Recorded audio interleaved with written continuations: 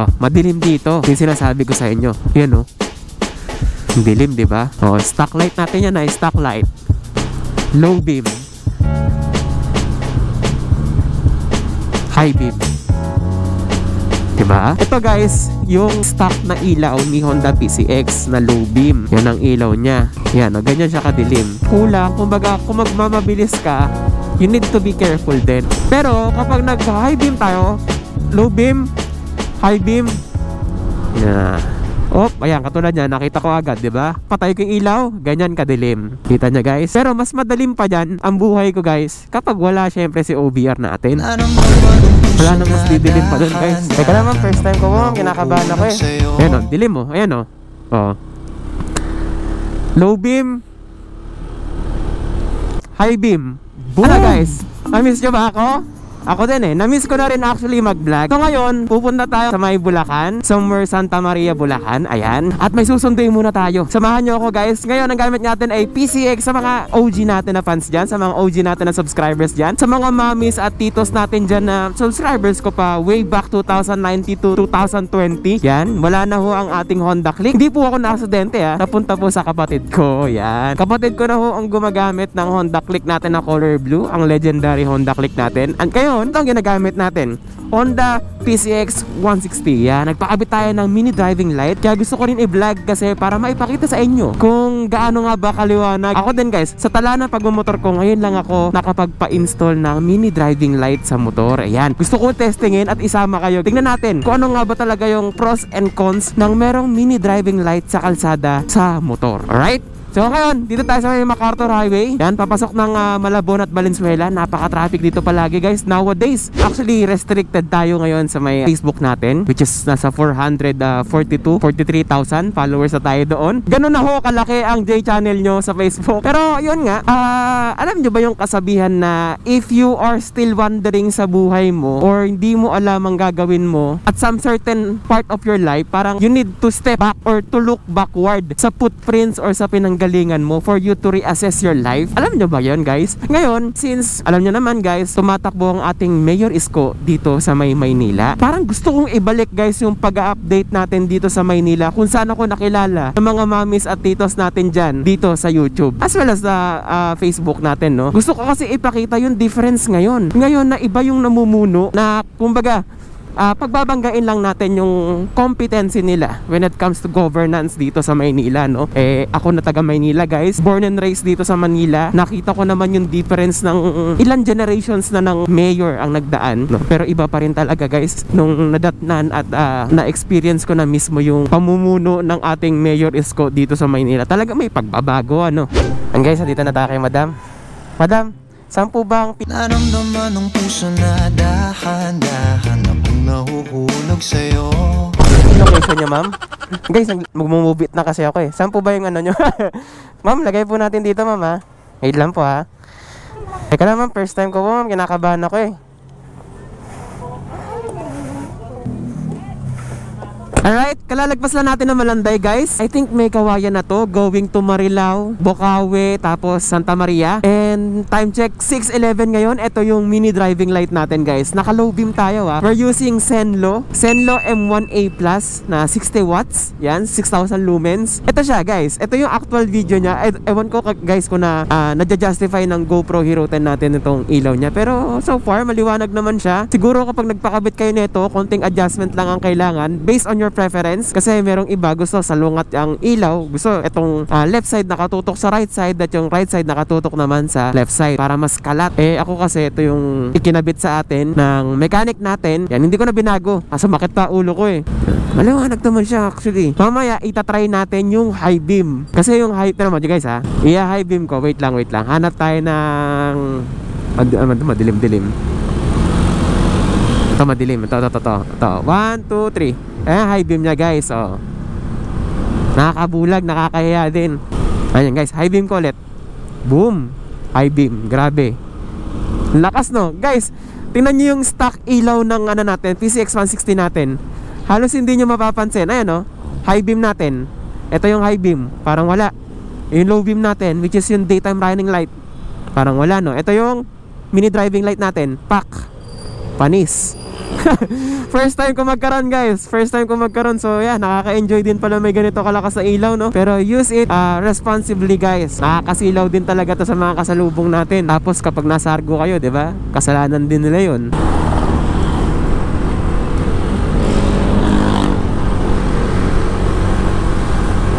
Inasal tayo mamaya. Kalalagpas na natin, guys, ng Marilao. Yan, ganito yung estado dito, Sabado to. Expecting kami ng mga ganitong oras, matindi ang traffic dito. Since may ginagawa nga dun sa may NLEX, usually dito dadaan dapat yung mga pauwi ng bahay nila sa Bulacan, or yung mga taga Bulacan na dadayo ng Maynila. Pero somehow, waluwag naman. Yan, nakakatakbo tayo ng 60 to 65. Andaan natin ito, guys, sa may Philippine Arena. Pakita ko sa inyo, guys, yung Philippine Arena kapag walang event, kapag walang concert. Konti na lang, papasok na tayo ng Santa Maria dito sa may Philippine Arena. Traffic dito, ang traffic. Ewan ko kung ano yung nagkakos ng congestion dito, pero siguro ito yung mga taong papasok din doon sa may Santa Maria. Magsha-shortcut sila. Opya! Yon, alright.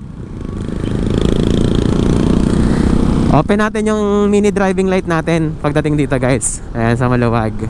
Okay, on natin. Ito yung low beam nya, guys. Boom! High beam. Pak! Kita hanggang Philippine Arena, guys. Charing. Ito yung low beam nya. Lamig actually, guys. Ang lamig ng panahon ngayon dito. Sakto yung labas namin, alas 5. Yan, umalis kasi ako ng Tondo. Alas 5, nakarating ako sa kanila 5:30. Ngayon, ang bulag, oh. May mga kapihan din dito na i-vlog ko na rin to. Tingnan nyo na sa TikTok natin tsaka sa Facebook. Masarap din dito magkape kasi meron shop dito na mga 24 hours, ganun. Tapos malamig ang panahon. Wag ka lang magpapatanghali dito. Kapag napadaan ka dito ng tanghali, sobrang init naman. Kala mo nasa desierto ka. Yan, oh. Guys, yan, oh. Kainan yan. Yung mga nakikita nyo left and right. Ayan, oh. Sa left natin, papapeng. Ito, right. Oh. Mura yan, guys, mura yan. Kasi mataas yung competition nila. Kaya kailangan nila magmura ng presyo. Wala. Pwede mo makikain. Yun o. Yun o. Pwede makahingi ng kanin. Nabitin lang. Philippine Arena, guys. Ayan, yung nasa baba netong overpass na dadaanan natin, NLEX na yan. Huwag kayong mamamaling pumasok dito, lalo na sa mga nakamotor natin dyan. Guys, tandaan nyo, may mga tricycle dito, nakakatawa. May mga top box din eh. Kanina nga sa carrier ng tricycle nakalagay yung top box eh. Ayan, oh, Manila or Philippine Arena. Ayan, pabalik ng ano yan, Monumento. Traffic pabalik, oh. Grabe, oh. Ganyan siya kadilim kapag walang event or walang concert or kapag walang gathering ang ating mga kapatid. Lamig actually ng panahon ngayon, nakakatuwa. Instead na lalabas kayo, takatanghalian tapat, ang init-init. Alright.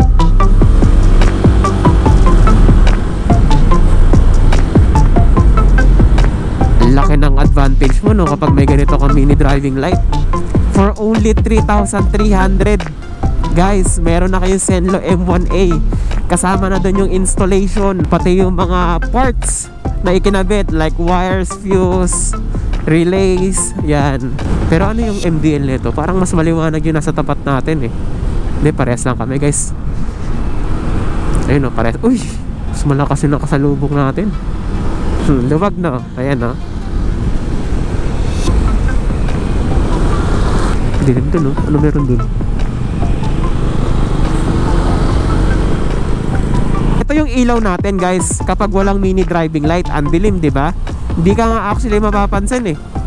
Oh, ayun yung Dunkin Donut na sinasabi ko, ayan oh. Dunkin Donato. Tingnan nyo, last time na nadaan kami dito Sunday, ang daming tao. Tapos ang nakakatuwa pa dito, nagdadala sila ng bangkuan nila. Ano, may bangkuan sila, guys, sa labas oh. Ah, bangkuan na pala to ni Dunkin. Tapos dito sila sa mailalim ng puno, yan oh. Lupit din eh, no? Tapos ano yung mga nakasasakyan, no? Naka-camping ano na lang sila, chair na lang sila. Yan, turn left. Palabas to ng Santa Maria.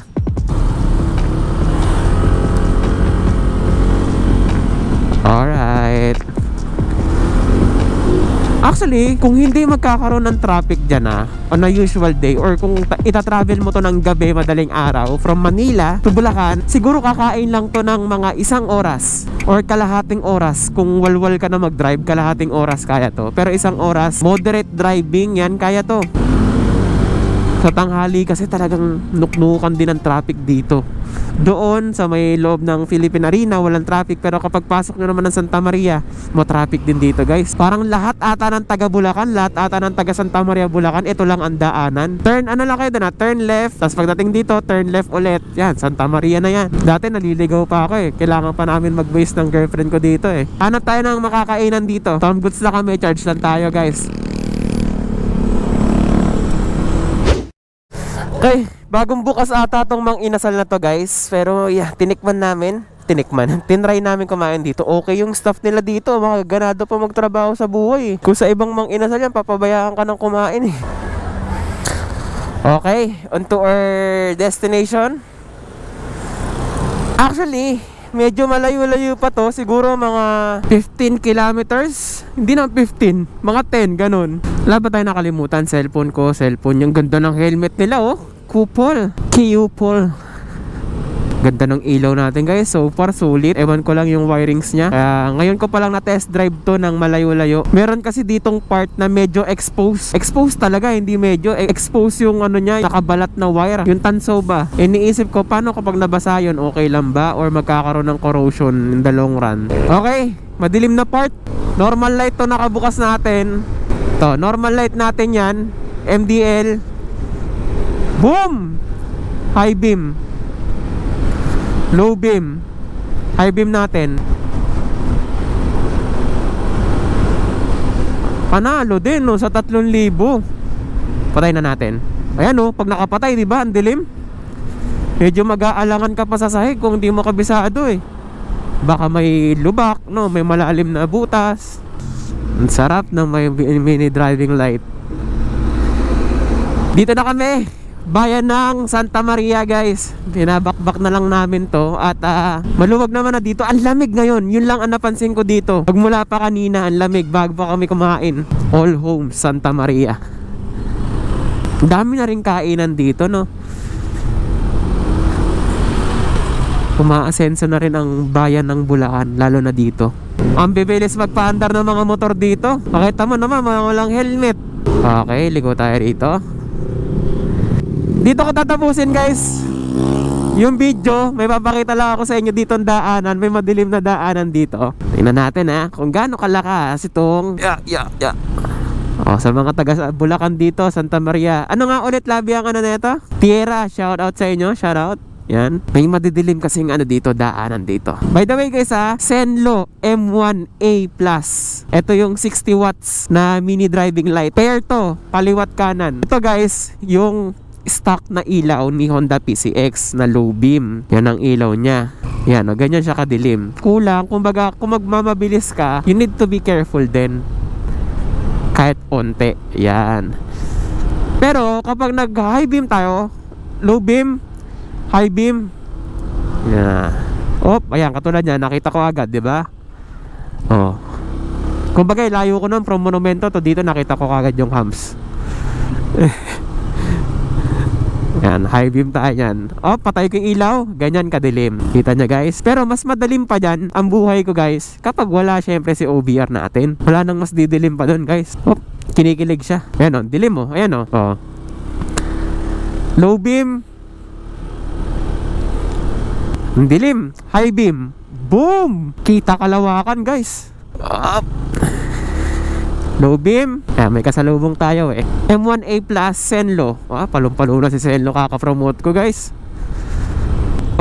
Hams. Kita ko yun, guys. Doon pa lang sa labas ng Tierra, nakita ko na yan sa sobrang liwanag ng ilaw natin. Pag walang driving light, kita nyo yan?